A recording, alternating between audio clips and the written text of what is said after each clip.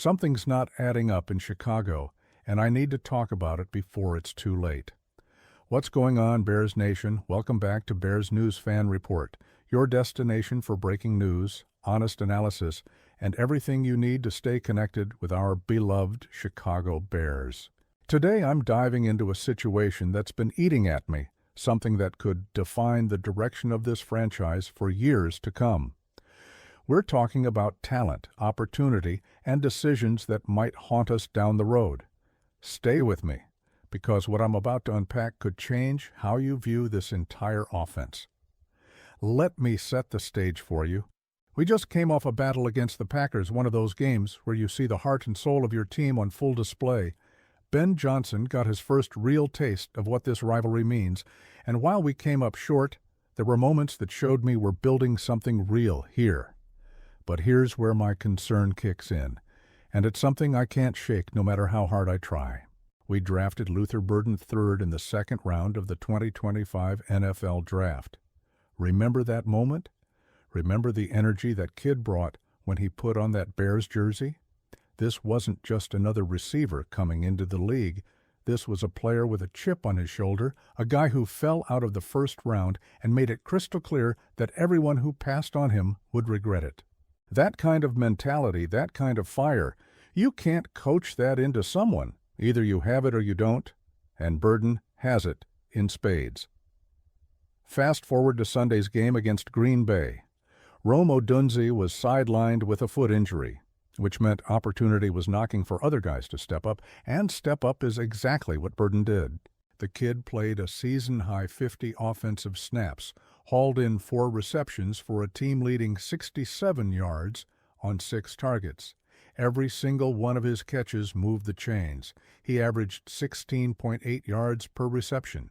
But here's what the stat sheet doesn't tell you: the way he fought for every single yard. The way he created opportunities even when the ball wasn't coming his way. Like when he drew that costly penalty on Kyseian Nixon. That's not just talent, that's instinct. That's a player who understands how to impact the game beyond the box score. Now here's where this gets complicated, and here's why I'm genuinely worried about what's happening with this kid's future in Chicago. Despite that performance, despite showing exactly what he can bring to this offense, there's a real possibility that we're not maximizing what we have in Luther Burden III. And if we're not careful, we might be looking at a situation where this talent slips through our fingers, whether that's through underutilization or through decisions that prioritize other players who frankly aren't delivering at the same level. Let me be direct about something that's been bothering me. DJ Moore finished that Packers game with -4 yards on 3 targets. -4 yards. I'm not trying to pile on DJ because he's been a solid player for us, but when you compare that production to what Burden brought to the table, you start asking some serious questions about offensive philosophy and player deployment. Why isn't the guy who's fighting for every yard, who's creating explosive plays, who's bringing that physical mentality we desperately need, why isn't he getting more opportunities? Ben Johnson is building an offensive system, and I respect the process of earning trust and working your way up the depth chart. But there comes a point where you have to recognize special talent when you see it. Burden isn't just another receiver. He's a difference maker, a guy who brings an element to this offense that we've been missing. That dog mentality, that refusal to go down easy, that ability to turn a 5-yard catch into a 15-yard gain because he's willing to fight through contact. That's exactly what championship offenses are built on. Here's my concern, and I'm going to be completely transparent with you. The NFL is a business, and sometimes talented players end up in situations where they don't get the opportunities they deserve. We've seen it happen across this league, time and time again. A team drafts a player, doesn't utilize them properly, and then that player goes somewhere else and becomes a star. I'm terrified that we're setting ourselves up for that exact scenario with Luther Burden III. Think about what happens when Rome Odunze comes back healthy. Does Burden's snap count go back down? Does he become an afterthought in the game plan again? Because if that's the direction we're heading, we're making a massive mistake. This isn't a knock on Odunze, who's a talented player in his own right, But you can't ignore what Burden brings to the table: the intensity, the physicality, the ability to create hidden yards and draw penalties, the way he elevates the energy of the entire offense when he's involved. That's not something you bench. That's something you build around. I've been studying offensive trends across the league, looking at what makes elite passing attacks so dangerous. It's not just about having talented receivers, it's about having receivers with different skill sets who complement each other and create problems for defenses in multiple ways. Burden gives us that dimension we've been lacking. He's the guy who can take a short crossing route and turn it into a chunk play because he refuses to go down on first contact. He's the guy who can win contested catches in traffic. He's the guy who brings an edge that makes everyone around him play harder. The more I watch this kid, the more I'm convinced that he needs to be a central piece of what we're doing offensively, not a role player, not a situational guy. A featured weapon who gets the ball in his hands 8 to 10 times a game minimum. Because when he's involved, good things happen. The offense flows differently. There's an energy and a physicality that elevates everything we're trying to do. But here's the reality that's keeping me up at night.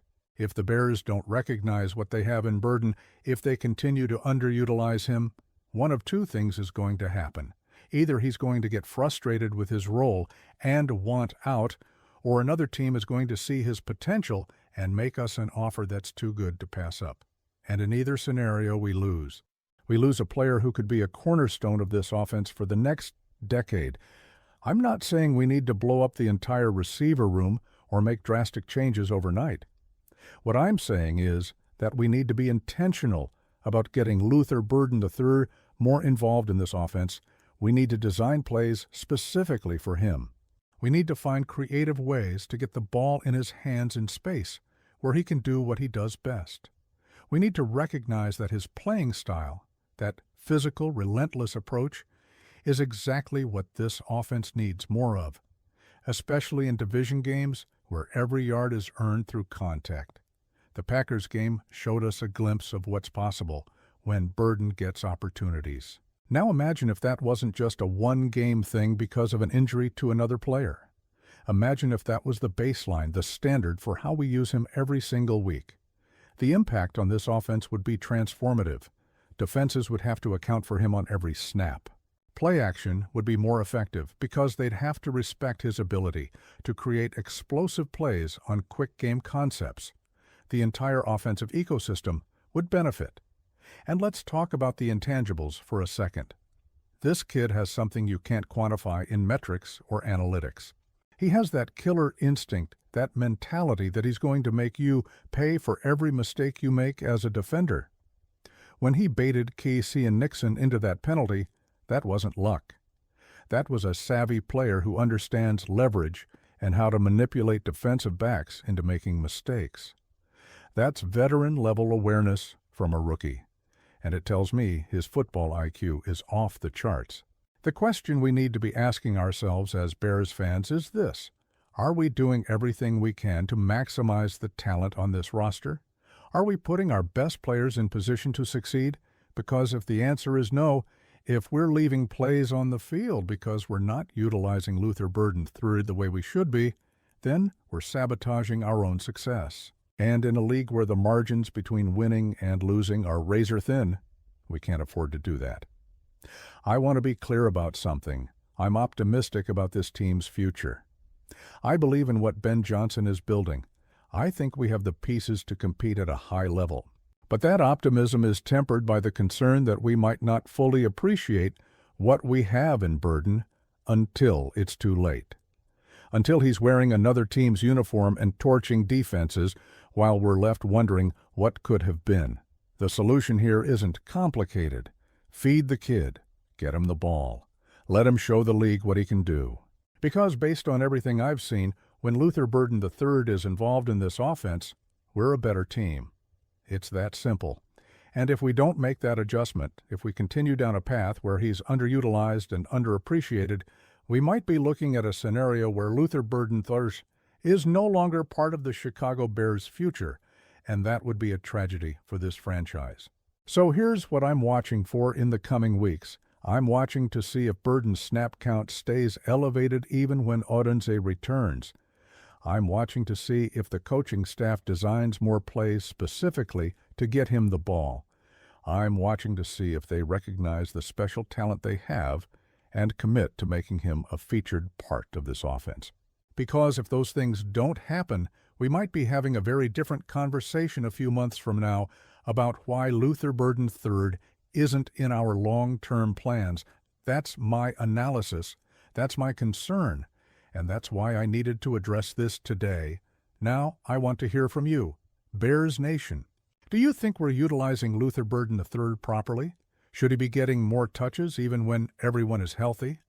What would you do if you were calling the plays? Drop your thoughts in the comments below because this is a conversation we need to be having as a fan base. If this analysis resonated with you, hit that like button, subscribe to Bears News Fan Report for daily updates and in-depth breakdowns, and turn on notifications so you never miss critical news about our team. I'm here every day bringing you the content you need to stay informed and engaged with everything Bears. Let's make sure we don't let this talent slip away. Bear down, everybody.